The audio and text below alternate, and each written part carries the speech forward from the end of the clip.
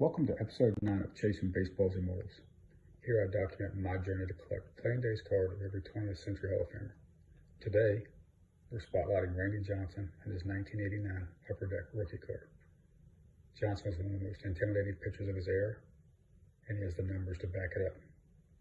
His rookie appearance comes in the 89 Upper Deck set, a release that changed the hobby with premier cardstock, crisp photography, and a wave of rookies that helped revolutionize modern collecting.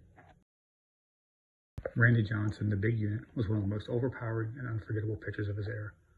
Born in 1963, he debuted in the majors in 1988 with the Montreal Expos, standing 6'10" and a fastball that regularly exceeded 100 miles per hour. Early in his career, he struggled with command, but harnessed that power in Seattle, drastically altering the course of his career. While with the Mariners, he became the ace of the mid-90s teams, winning the 1995 Cy Young Award, the first big sign that he turned that raw velocity into command. When he moved to Arizona, he elevated his game even further, winning 4 straight Cy Young Awards from 1999 to 2002, something only Greg Maddux had done. He finished his career with 4,875 strikeouts, second only to Nolan Ryan. He is only one of 5 pitchers in history with 3,000 wins and 4,000 strikeouts, joining Ryan, Clemens, Carlton, and Gaylord Perry.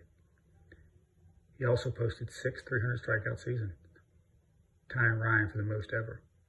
In his 2001 postseason run, capped with a share of the World Series MVP, stands right alongside of the great October pitching performances like Bob Gibson and Madison Bumgarner. By the time he retired, Johnson had a no-hitter, a perfect game, 303 wins, and a resume built on raw power and ability to evolve. He entered the Hall of Fame in 2015, securing his place among the most dominant pitchers of the modern era. The 1989 Upper Deck set changed modern card collecting. It introduced premium cardstock, sharp photography, anti-counterfeit holograms, and a clean, modern design that stood out. It's headlined by the iconic Ken Griffey Jr. rookie, but also features key rookies of Gary Sheffield and John Smoltz. It also has 2 issues of late career Nolan Ryan cards and the well-known Dale Murphy reverse negative error. While no official print run was released, the set was produced in massive quantities. And with more than 188,000 Griffey rookies graded, it's clear the total print run neared or surpassed 200,000. Randy Johnson's rookie in the set is also widely available, with over 40,000 copies graded between PSA and SGC. That supply keeps the card affordable for collectors. PSA 9s typically will run less than the cost of grading fees, and PSA 10s will hover around 160. Even so, the card has seen renewed interest, with prices rising nearly 50% over the past 2 years. All right, let's look at the card now. Here's my example of the 1989 Upper Deck Randy Johnson rookie card. This example is well-centered, sharp corners, edges. Again, the back looks fairly well-centered. And since this was a mass-produced card and a more modern, when I went to get my example, I wanted to make sure I got one of the better conditioned cards out there. So this is a PSA 10.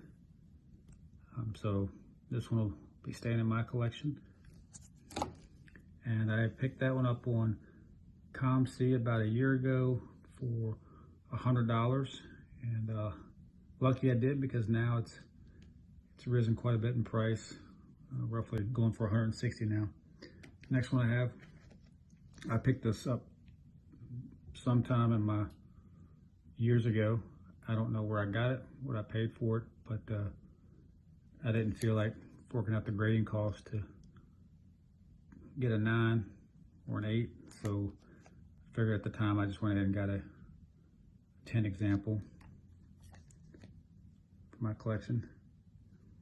Next one I bought this card about 20 years ago in the mid 2000s. I think I paid $25 for it, and it's not going for much more than that now. I think it's around $40. But an 89 Topps traded Randy Johnson and a 10. Here you have him in his Mariners uniform.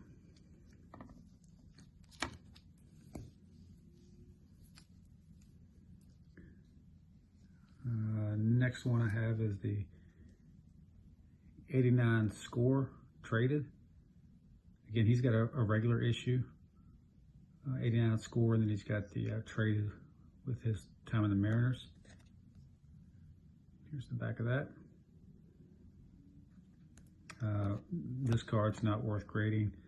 I think a 10 goes for $25 or $30. So it'll stay in the raw condition. And the last one I have is a 92 Bowman. Again, I got this probably sometime in my childhood. Don't remember where or what I paid for it. Probably was no more than a couple bucks. But at the time, it was one of the more premium editions, so I figured I'd pick up a copy. And that concludes my Randy Johnson collection. Now we'll look at some other Randy Johnson cards. First up, 1989 Topps, available in 3 different variations: Topps, OPC, and Tiffany. Surprisingly, OPC comes in at the much smaller graded population of 541, which is roughly a third of what's available in the Tiffany version. It's over 1,400. However, still the Tiffany outsells the OPC. Next, we have the 1990 Bowman Tiffany, the first and only time that Bowman had a Tiffany issue. The total graded population count of this card is 278, where a PSA 10 will cost collectors approximately $130. Last, we have the first issue of the 1993 Topps Finest in the refractor variation. Total graded population is 159. This issue will cost collectors upwards of $600 and $700 for a PSA 8 or 9. Since Johnson's career spanned the 80s, 90s, and 2000s, there is a near infinite number of cards for collectors to choose from the mass-produced junk wax to the more limited serial number cards of the modern era. Whatever your taste, there's a Johnson card for you. On deck for my next episode, I'll be spotlighting the T206 Napoleon Lajoie, one of my true grails when I returned to the hobby a few years ago, and still one of my all-time favorites. It's a remarkable portrait of a player so good, they literally named a team after him. See you then.